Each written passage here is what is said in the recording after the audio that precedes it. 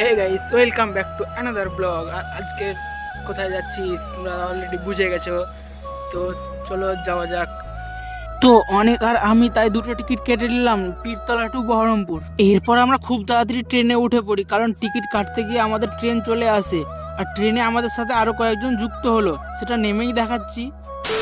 কাশিম বাজারে এইমাত্র নামলাম, আর সামনে দেখো কারা আছে। তারা হচ্ছে একটু আগে যারা যুক্ত হলো সেই বন্ধুগুলো। শঙ্কর দা, হাই কর দাও।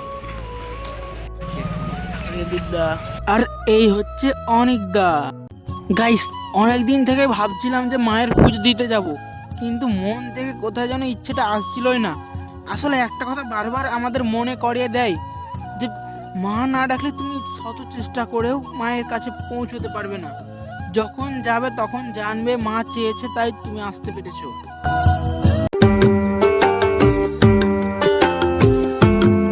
স্টেশনের একেবারেই কাছে মন্দিরটা, তাই হেঁটেই পৌঁছে গেলাম সেখানে। এরপর পুজোর জন্য একটা ডালা দরকার, তাই এখান থেকে একটা ডালা নিয়ে নিলাম। ডালা নিয়ে এত বড় একটা জায়গায় ঢুকে পড়লাম, যেখানে সবাই নিজের কক্ষপথেই চলছিল, কিন্তু আমাদের কক্ষপথ কোনটা সেটা বুঝতে পারছিলাম না। তাই একজনকে জিজ্ঞেস করাই বলল তাই আমাদের কক্ষপথ আমরাই খুঁজতে লাগলাম, আর খুব তাড়াতাড়ি পেয়েও গেলাম। कैमरा बंद कर दे।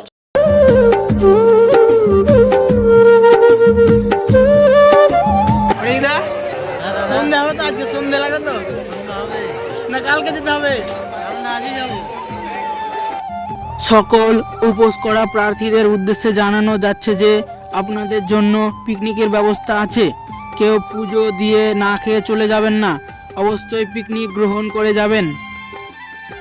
এদিকে আমাদের টিমে গ্রুপ ফটো তোলা হচ্ছে, সবাই নিজের নিজের ডালা সামলাচ্ছে, আর আমাদেরকে ক্যামেরাম্যানের ডালা সামলাতে হচ্ছে।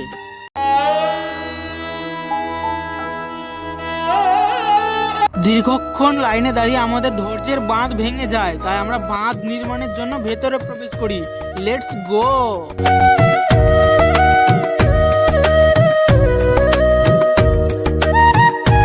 ভেতরে এসেও কত ভিড়, তা আমরা অনেক কষ্টে ভিডিও ফুটেজগুলো নিচ্ছি শুধুমাত্র তোমাদের জন্য।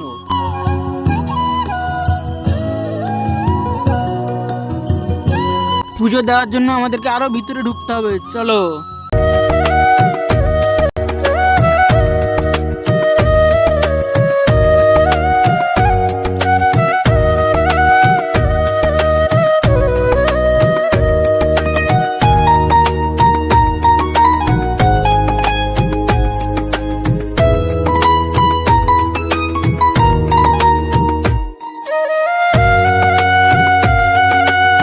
ফাইনালি আমার পুজো দেওয়া ডান।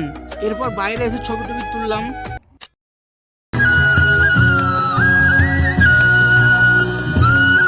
এই ডালার সারা বাড়িটা গঙ্গায় বিসর্জন দিতে হবে, তাই চলে আসলাম গঙ্গার কাছে।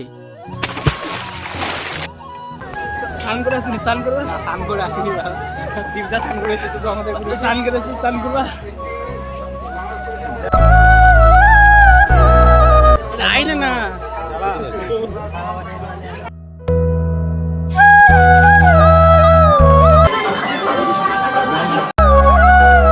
এরপর আমরা মেলার মধ্যে এসে এরকম একটা দোকান দেখছিলাম, যেখানে বলছিল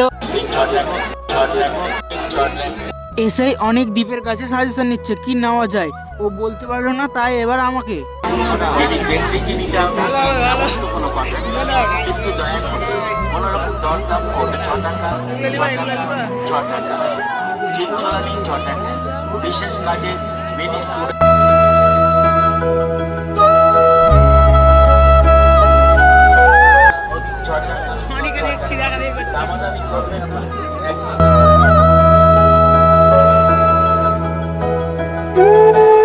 অনেকক্ষণ যাবৎ দেখাশোনার পর অনেক কিছু নিচ্ছে, আর দ্বীপ যা নিচ্ছে, ওরা কি নিচ্ছে সেগুলোই শুধু ভিডিও করছি, নিজে কিছু নিচ্ছি না।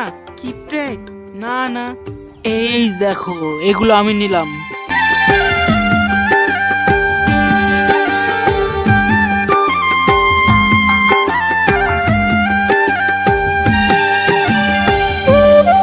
অনেকক্ষণ মেলায় ঘোরাঘুরির পর এবার বাইরে এলাম।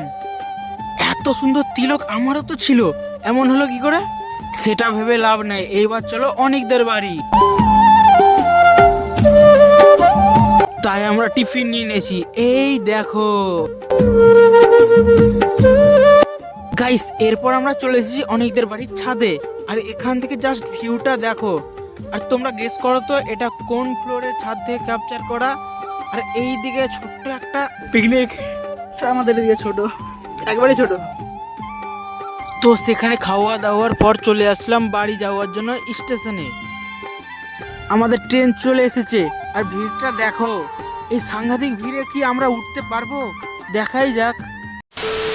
গাইস আমরা ফেল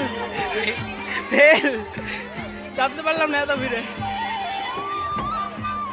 এখন চেষ্টা চলছে বাউন্ডারিতে। ফাইনালি অনেক কষ্টে উঠতে পারলাম। গাইস এইমাত্র জাস্ট নামলাম ফিরতলা স্টেশনে। অনেক জার্নি হলো, দেখো অবস্থা দেখো, সিঁদুর দান হয়ে গেছে পুরো। কিছু বলার নাই তাই ব্লগটা আজকের মতন এই পর্যন্তই। কিছু বলার নাই।